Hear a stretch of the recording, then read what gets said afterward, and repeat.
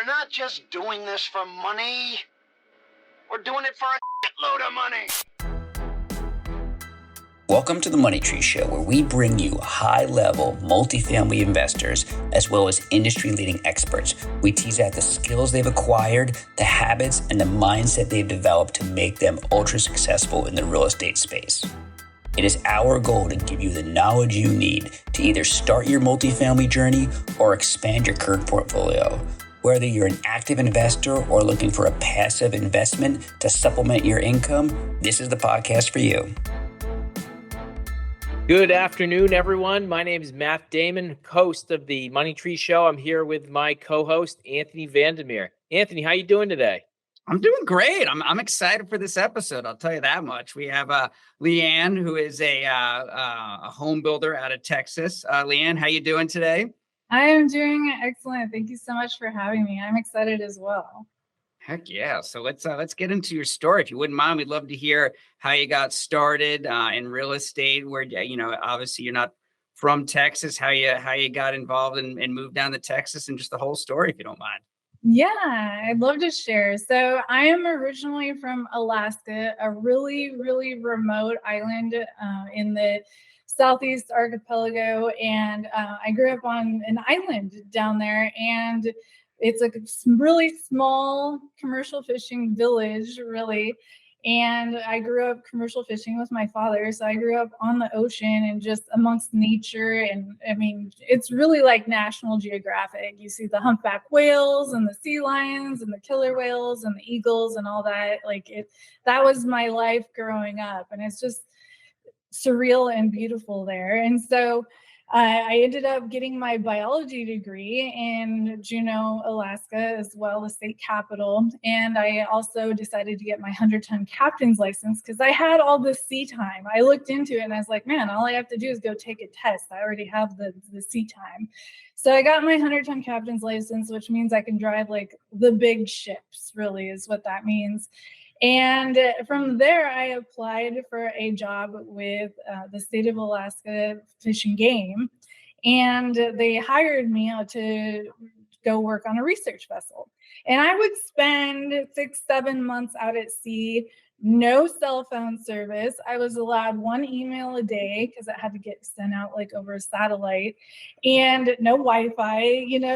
I was just out amongst nature all the time with no connection to, the real world, really, which was amazing in my 20s. I absolutely loved it. But eventually you want to have like a husband, a relationship, a dog, a house, those type of things, which are really hard if you're out at sea all the time. It's like, okay, I'll be back in 7 months. See you later, honey. Like, that's not going to work, right? So I ended up just taking a leap of faith and quitting my job. I had no plan really at all. What ended up happening is I had to get double hip surgery in my hips because I used to be a competitive weightlifting athlete, and that heavy squats were not good for my hips. And while I was laying in bed and trying to recover from the surgery, I was listening to the 4-Hour Workweek by Tim Ferriss, and I was totally inspired to figure out a way to, work less and still make money and make passive income, essentially, is what I really wanted, or a way that it wasn't trading my hours for money, time for money. And I was like, okay, so I'm going to be an entrepreneur now. What does that mean? And I was, I didn't really have an idea what that meant. I knew that I liked real estate, but I wasn't sure how I was going to get into it. I was a single young woman living in a little crappy apartment, bedridden, double hip surgery. Like, what the heck am I going to do? I just quit my job, So that was kind of like a real turning point. And from there, I was driving down the road, and I listened to the radio, and they're like, do you want to learn how to flip houses? And I was like, that's it. That's what I'm going to do. I'm going to flip houses. So I go to this thing, which is a real estate conference about learning how to flip houses and everything. And I decide to start my own company. I open up my LLC, and I'm like, okay, I'm going to do this. But getting money from people or lenders when you have like no experience and you're just this young woman on your own is nearly impossible, you guys. I got all the no's. Like, you know how they're like, just keep getting a no until you get a yes? Like that happened to me. I must have gotten 300 no's. I was trying to get money to start my business, go do a flip, all that. I ended up meeting my now husband at this real estate conference. He was on a similar path. He had just quit his job and he decided to start up his flipping company. And we decided to do a joint venture. And so I leaned heavily on him and the other people that I knew to end up drumming up money. They're like, well, what experience do you have? And I'm like, well, nearly none. But, my partner and all these other people I know have a ton of experience and they've done this, this, and this. So I ended up leaning on the people I knew. And finally, someone trusted me enough to give me money to do our first flip. And that one was not successful. It took about a year. It was in Anchorage, Alaska. We were flipping it through the winter. It was negative 20 degrees. It was pitch black. Like, there is no sunlight in the wintertime in Alaska. It was negative 20, pitch black. And I was like jackhammering concrete to reroute the plumbing.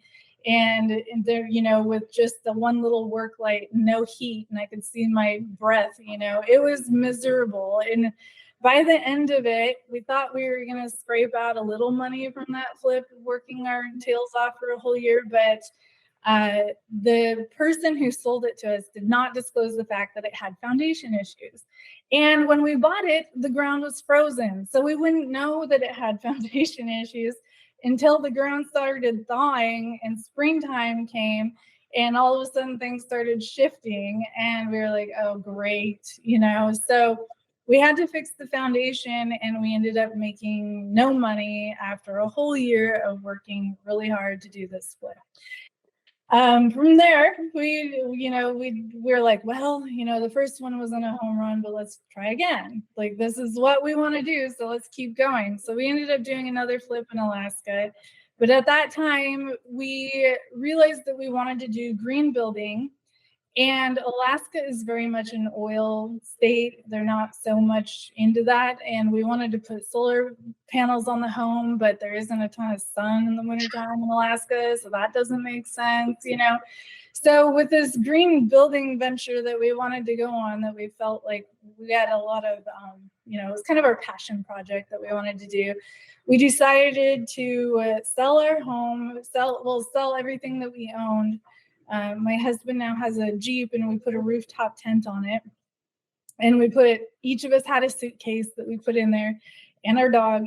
And we traveled for 6 weeks to get to Texas. And we didn't even know where we ultimately wanted to land. We were just like, we're going to Texas. We knew it was either going to be Austin or Houston. And so with our one suitcase, we ended up traveling through like Canada and down through all the states to get down to Texas. And we had a boot camp that we wanted to go to in Houston. And that was right after Hurricane, was it Katrina? I think it was in 2017. It was right after that. Yeah. And so there was a lot of need down in that area after the hurricane. But when we got there, we realized that it was kind of like like when you're from Alaska and it's all nature vibes and green and beautiful, you don't really want to go somewhere that's not all green, and Houston isn't very green. So we ended up going back up to Austin and we're like, oh, lots of trees. It's all beautiful here. The Colorado River runs through it. It's kind of beautiful. Like, let's hang out here. So we could barely rub 2 pennies together at that point. It was really difficult to get going again because our flips in Alaska weren't very successful. And we finally found an apartment. We could only afford a $100 blow-up mattress. And so that's what we slept on. It got a hole right away. So we'd end up waking up on the floor with a backache. And all our paperwork was spread around on the floor because we couldn't afford like file cabinets or desks or anything. But that's where my current business started, was on the floor in an apartment on a $100 blow-up mattress because that's all we could afford. But that's amazing, LeAnne. I love this because what I'm hearing over and over again is grit, like extreme levels of grit, like just trucking through. you're damn near homeless. You got no money, and you're just making it happen. You're jackhammering in concrete, cold, uncomfortable. Decide, you know what? We didn't make any money, but we're not done yet. We're still moving forward. Do another flip in Alaska, and then boom, jump in a Jeep and drive on down to Texas, where you started making it again, trying to do it again. This is amazing. What an incredible testament to your level of grit, both of you guys, and to do it as a couple. Well, thank you. Yeah. Yeah, when things get tough, sometimes you just have to keep going. And the thing about it though is once you are successful after you go through a period like that, you know that no matter what, you're going to be okay. Because I've been to where I didn't have any money. I know that I'd be okay if I lost everything, and I'm only smarter now because of it. So I'd be able to build everything up that much faster because I know how to do it now, So going through times like that only make you stronger. And so, yeah, it's really great. So from there, wait, can we pause for a second? Because I gotta hear the mindset behind this too. Yeah. So, I mean, me and Matt are big mindset guys, and just the fact that you did it, you were badass enough to get off a boat, learn something new, do a flip, have it go disastrously wrong, and then decide to do it again, and then also decide to move. Can you remember the mindset behind, what you were thinking and how you just said, let's do it again, let's keep going, and just keep continuing on? I think that sometimes it's just the universe kind of tells you when you're on the path that you're supposed to be on. And I know that it sounds like a lot of things went wrong, but then again, a lot of things went right. It's like how it could have been much worse, I guess, is one way to put it. I counted all my small blessings. I'd wake up and I'd be like, well, yeah, it sucks that I am on the floor with a backache because this blow-up mattress won't hold any air, but I have a roof over my head and I have hot water, and I still can put food on my table. At least I'm eating, and I know that there are people that are a lot worse off than I am, So I was just always counting my blessings, and I wanted just so strongly to be an entrepreneur, and in real estate specifically, I just felt very much that it was my calling because it's what I love doing. It's like when you know that when you're doing something that when you wake up and even if you've made no money, you still want to do it, you're on the right path, right? So just keep going. I feel like people should not be so focused on making money, but on doing something that gives you fire, that really gives you energy at the end of the day, that you love doing. Because otherwise, you're just going to kind of have like this empty spot in your soul, right? You're a robot at that point. You're waking up doing what you have to do to make money. You're not really, on fire. Your soul isn't on fire. Mm-hmm. So with that in mind, when you guys were thinking about let's move to Austin, Texas, or let's move somewhere that's not Alaska, one of the things that was exciting for you was this idea of how can we create a cool product that also has a great impact on the environment, or that's less impactful on the environment. So fast forward to today, what have you accomplished over the last how many years? How long you've been doing this, and what are you doing today? And then let's rewind and go back through a little bit more of your story and some of the fun elements of it. Yeah, so we moved here in 2017. That was late November of 2017 is when Fortunate Foundation started in Austin, Texas. And since then, we have built over 60 homes, and we have another 30 in the queue right now, actually. And the majority of those are 5-star Austin Energy Green Build rated homes. So what people find really difficult to do just to build one of those, we've systematized it to where every single home, and we're a production builder, is 5-star energy rated. So it's more energy efficient, good for the environment. Like you said, that was really what our passion was behind all this. It's what fuels us, keeps us going, is knowing that we're doing something better for the homeowner as well. It saves them money and it's healthier to live in, but then it's also good for the environment. And if these homes are going to be around for the next 50 to 100 years, why not do something that's better for everybody? So that's really, why we're doing this. And we have, let's see, about 15 employees now. So it's not what used to be just my husband Lawrence and myself. It's now, we have a team of people behind us working with us to build these homes as well. Now you had the passion, which is amazing. How'd you come up with the knowledge? And is there specific courses you guys did? Did you learn on the fly, bootstrap? Like, how'd you go from learning one property on how to do green energy all the way up to scaling to 15 employees and 30 in the queue? Yeah, no, great question. So Austin Energy does have some courses that some of our teams have taken, people on our team has taken. And one of the main person who has been designing the homes, he got enough experience working for me. He was my first employee, actually. I hired him 3 years ago. And almost 4 years ago now, he is now an architect.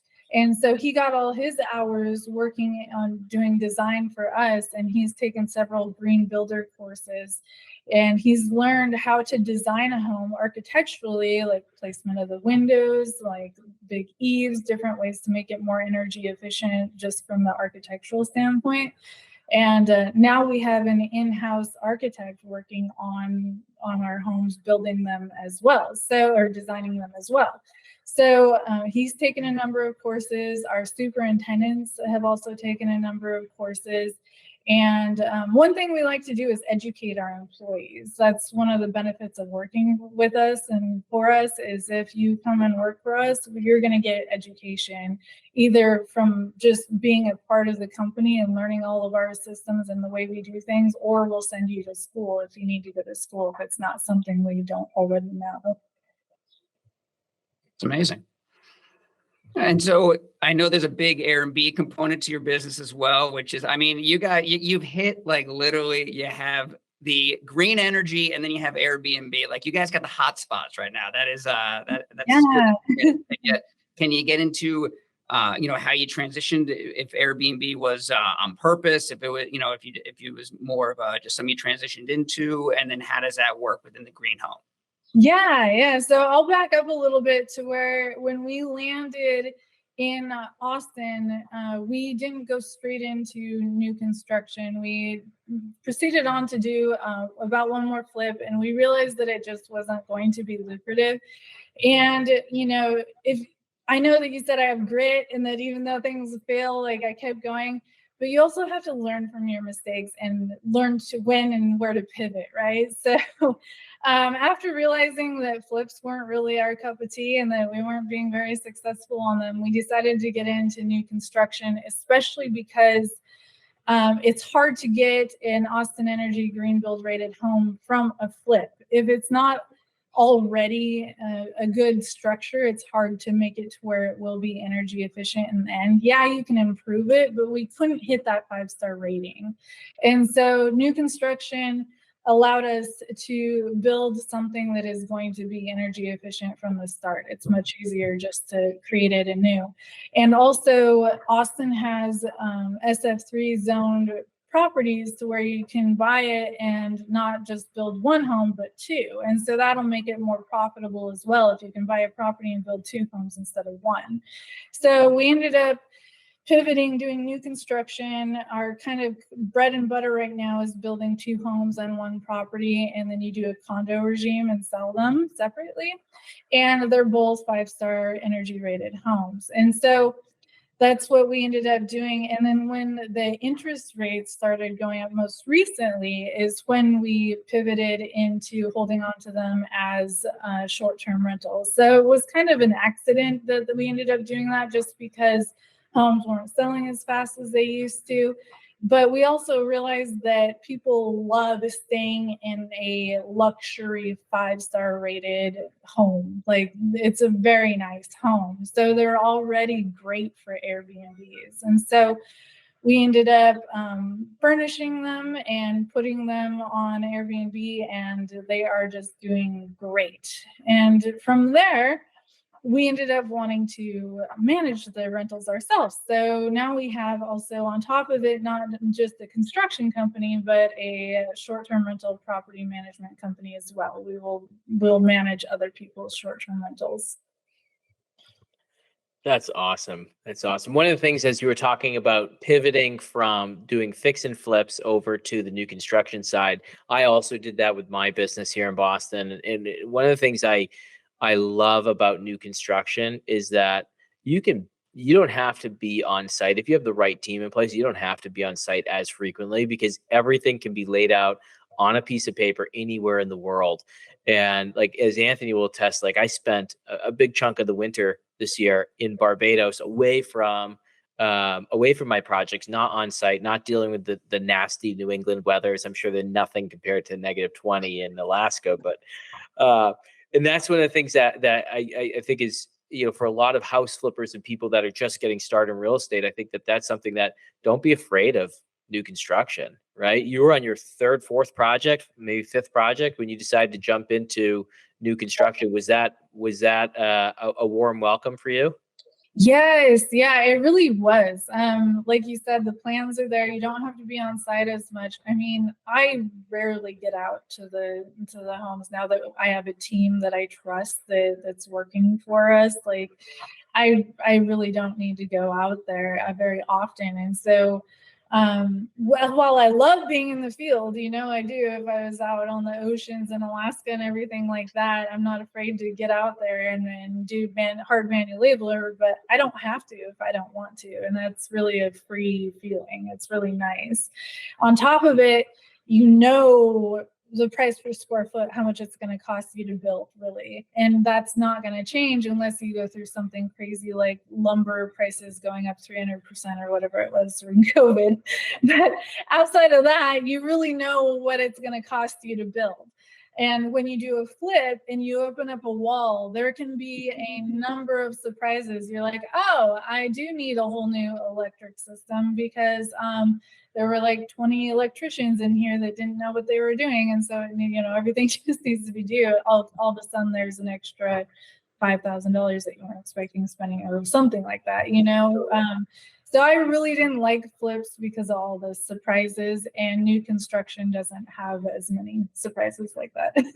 True. And the other piece of it too is the quality of the workers also improves. And I've been told, I don't do a lot of commercial construction, but in the commercial space, the game changes again. You get more like of the union types that are very experienced, and they have bigger teams, and they're more standardized and systematized and so forth. So for those who are looking, that are in the fix and flip business, that are thinking about new construction, maybe this is the push you need. Talk to someone like LeAnne, myself, about what it takes and how to budget for it and so forth. I'm sure we'd be glad to help, both of us. Talk a little bit about family and career. You and your husband work together in the same business. Yeah. There's no separation there, it sounds like, between like work life, and we joke, we've been together 8 years now, but we joke it feels like 20 because we're just together 24/7. And it's been like that since the very beginning, because we actually decided to do business together before actually really dating, or it kind of happened at the same time, I guess. So it's been working together and dating married life since the very beginning. And there is separation in our skills and our job, really. We kind of say we're the yin and the yang, like what I'm good at, he's not good at, and vice versa. So there is a separation in what we do business-wise, but so that helps, I think. Like, I take control of this, he takes control of that. We kind of have our jobs divvied up. So it works out. Nice. Were you guys JV'd before you actually like JV married? And so you went from joint venture real estate to full on real lifetime joint venture, right? Yeah. And we were only married just a couple of years ago. So we JV'd and work and then life for quite a while before we finally JV'd our paperwork, I guess, as far as sign the paper saying that we were officially a couple. That's awesome. And just for my own curiosity, how much more does a home of the same square footage cost to build on average, if you were to build a 5-star home versus just a regular, home? How much more is the energy efficient home? Oh, shoot, that would be a question for my husband, really. He's in that side of the business. Not much more though. Like, for example, one of the things that we do is a 2x6 construction instead of 2x4s, but the 2x6, there's less of them. So material wise, it's like a small percentage increase to purchase the 2x6s instead of the 2x4s because they're 24-inch on center. So anyways, then there's like a small amount of more spray foam, and then we do wrap it in hard foam to stop the thermal bridging. There's like a layer of foam around the outside of the home.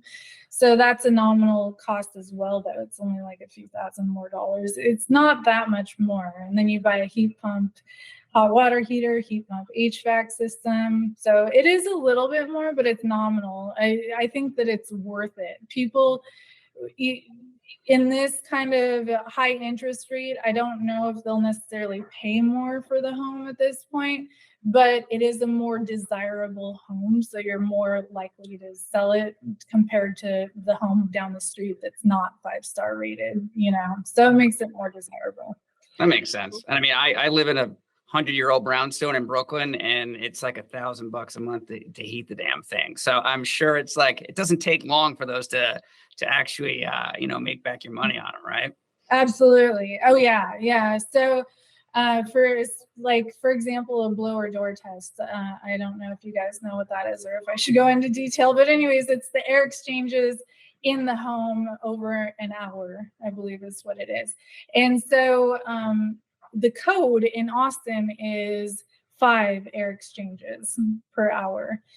We have got it down over 2 or under 2. So it's way, way below code, and you're going to save money when you're using your air conditioning in the hot summers like today when it's like 105 here in Austin, and you're using your HVAC air conditioning, you're going to save money because the air is just, your cool air isn't exiting the home quite as quickly as the other one, or like yours, for example. Yeah. Do you guys foresee yourself going into like the lead and the lead homes, like building lead homes as opposed to just high efficiency homes? So like a lead home is you're looking at the sourcing of your materials to make sure that they're within a certain proximity, that they're made and produced within a certain proximity to the home you're building. That's one piece of it. Then there's the energy efficiency piece, and it looks at the total I guess climate footprint or climate impact footprint that you could possibly have on the environment, and says, okay, we wanted to have the smallest impact and make the best product we could possibly do. And then there's different categories of that. Right. Yeah. I thought that LEED was more of a commercial building rating, isn't it? Yeah. Yeah, it is. It is. I have a friend who just built actually the first LEED certified home in Somerville, Massachusetts, which is right outside of Boston. Super cool house. And I haven't got a chance to pick his brain on it, but I know that that is becoming, as building codes and energy efficiency code standards rise, which in Massachusetts are very high. Yeah. Sounds like what you're doing is a very high quality, very high level of efficiency. I think that's the direction we're all sort of beginning to move in. Yeah. And so just interested to see, are you guys thinking about going that direction? We haven't yet, but I am excited to say that we have built the first passive house in Austin. And it's the actual German Passive House Institute rating, not the American, I forget, Pfizer, not Pfizer, that's, can't remember what it's called, but the American version is like watered down version, whereas the Germans are very, very stringent. So we have built the first passive house in Austin, and that goes way above and beyond what we've done before. Sadly to say, though, unfortunately, it just costs too much to build it. We're not going to recoup any of that, the money that went towards building it. But yeah, what's a passive house? It is a super energy. I mean, you know how I said we got it below 2 on the air exchanges? the blower door test that came in was that we did was 0.4. So it goes down to where there is essentially no air exchanges in the building, and you have to get it mechanical and filtered to where it's like hospital sterilized in there. It's just really, really healthy for the homeowners who live in there, and it's also super duper energy efficient. If you want to look it up, I can't say everything that it is right now. I haven't gone into it that much, but if you want to look up passive house, Haus, though, the way that the Germans would spell it, passive house, you'll learn all about it. And there is a lot that goes into it. All right, we're super in the weeds. So let's step back. Let's talk about a lot of our listeners, their eyes are bleeding right now. They're like, what are you talking about? Me and you, we're on the same page. We're good. I'm trying to keep up. I'm just a long-term investor. So I don't know. Anthony's smarter than all of us. So let's not even pretend. So let's step back. Let's talk about one of the deals that, one of the game-changing deals that you were part of. Maybe it was one of the townhouse developments you did. Maybe it was a 2-family. What share with us one of the deals that was most exciting? Let's see. One of the deals that was most exciting. Too many to pick from. I know we've done so many, and I feel like I've learned so much from each and every deal that I've done. Most recently, we finished our very first commercial construction. It's a office building in downtown Austin. It has really cool architecture. It was hard though. It was really the commercial aspect of it, just from city, inspectors and all the regulations from building a commercial building. Even though it's only a couple stories, I had to have an elevator in there. And let me tell you, elevators are a whole nother thing. I mean, you have to have a certified person put in the panels, the flooring in the elevator. You can't just put the flooring in there. It's like, even though all it is some regular flooring, it's like, no, a certified person has to go put it in there. Because I was like, okay, our guy will go install it. They're like, nope, somebody certified has to put the flooring in there. Even though there's no structural component to it, it's just like some tiles that are going in there. So that was a huge learning lesson. As exciting as it is to say we completed our first commercial one, there was a lot to learn on it, but we're excited to maybe possibly go build more commercial now that we know how to do it. So that's really fun and exciting. And then just getting into our first Airbnb, that's also exciting as well. We got to hold on to some of the homes that we built. Like, that's really cool to do as well. Instead of just selling them, you build something really cool and neat, and then you sell it and walk away from it. Whereas now we actually get to, take ownership and hold on to it for a while. And so that's really cool too. It's so cool to hear your story about like how your business has evolved over the last 6+ years. You started out by moving to Austin, Texas to like fix and flip. Boom. You did that. Then you moved into new construction. Let's build new construction. Then you started moving into let's build construction for others. Let's bring things in-house, our business in-house. Let's bring our GC, our general contractors into house. Let's bring in an architect. Let's do this. Let's do that. Get into short-term rentals, get into property management, start keeping properties. You've truly grown in complexity quite a bit. And I think that's the beauty of taking one step forward every day. So listeners, if you're out there and you're wanting to get started, make some progress, LeAnne here is a perfect example of take one step forward every day.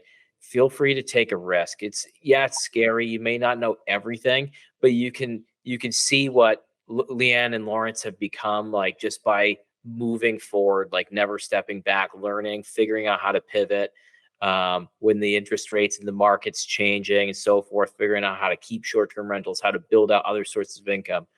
I just think that's really exciting. LeAnne, it's been awesome having you on. This is really, really cool to hear your story and to be part of your journey. So thank you for joining us today. Absolutely. Thank you so much for letting me share my story and be a part of your amazing podcast. And I'm glad I could add value to your listeners. And if anybody wants to get in contact with me or follow more of my story, you can find me on Facebook, Instagram, TikTok, all the channels at Fortunate Foundations. And you can email me, LeAnne at Fortunate Foundations, or info at Fortunate Foundations is another way to reach me. And our website, of course, fortunatefoundations.com. Awesome. And we'll put all that in the show notes as well. And I was thinking when you first talked in the beginning about the story about the boat, Tony Robbins always says you got to burn your boats. You literally almost did. You jumped off that boat and moved your butt to Texas and really made it happen. So congratulations on all your success. Thank you so much. I appreciate you guys. Thank you for listening to The Money Tree Show. We hope to inspire you to achieve financial freedom. To see a sample real estate deal, head over to www.themoneytreeshow.com.